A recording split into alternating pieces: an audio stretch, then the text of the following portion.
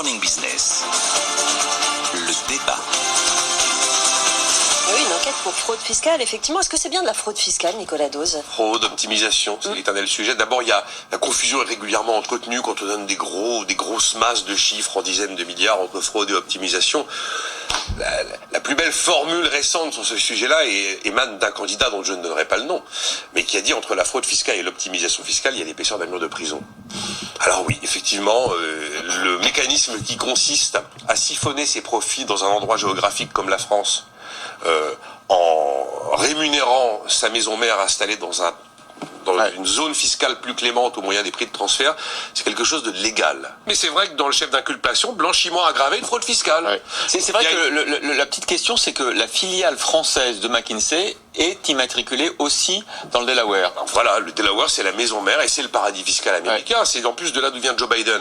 Et donc, l'élément qui peut être crispant visiblement sur cette enquête qui a été ouverte par le PNF, c'est de savoir si McKinsey a bien respecté les obligations d'information du fisc français sur son montage fiscal de prix de transfert vers le Delaware. Jean-Marc Daniel. Non, je pense que c'est une action qui a pour but de masquer, c'est l'arbre où il va essayer de masquer la forêt.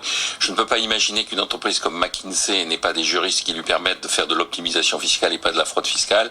Je ne peux pas imaginer que les fonctionnaires de Bercy, que l'on désavoue d'une certaine façon, puissent se faire avoir de façon aussi banale par une entreprise comme McKinsey. Donc je pense que effectivement, on est dans une période où il y a autour de McKinsey un bruit de scandale, et donc dans la hiérarchie des choses qu'on va pouvoir mettre en avant et en pâture à l'opinion publique sur le thème des scandales, il y a la fraude fiscale. Sauf que là, il y a une enquête du PNF. Oui, absolument. Non, mais voilà. La justice fera son travail. Donc, mais je pense que le résultat de la justice, ce sera un non-lieu de constater effectivement que les juristes.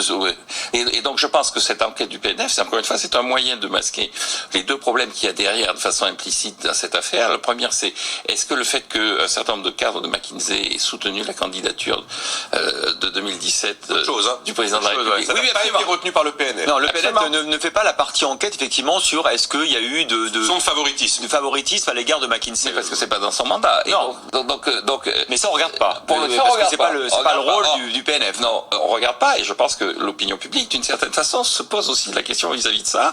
Et la deuxième enjeu, c'est de façon plus générale, pourquoi est-ce que l'administration a besoin de recourir aussi systématiquement à des cabinets de conseil? Je rappelle quand même que la loi de finances organique, elle est construite sur 676 indicateurs qui permettent à l'État normalement de mesurer l'efficacité et la performance de la dépense publique. Donc là aussi, derrière tout ça, il y a un désaveu de toute la structure administrative, aussi bien Bercy sur le contrôle des impôts que l'administration sur le fonctionnement au quotidien de ses décisions et de ses prix. Jean-Marc, c'est comme dans une entreprise. Parfois, c'est bien d'avoir un regard extérieur aussi quand le regard des consultants.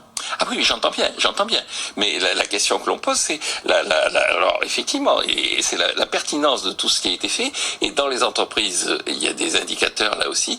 La question qui se pose, c'est comment est-ce qu'on utilise ces indicateurs? Les entreprises, on voit clairement comment elles le font. Là, la question qui se pose, que je pose, c'est le bilan de la LOLF. Comment est-ce que tous ces indicateurs qui ont été mis en place sont utilisés? Et il y a beaucoup de gens qui disent il y a quelque chose qui est un dysfonctionnement dans l'utilisation de ces indicateurs.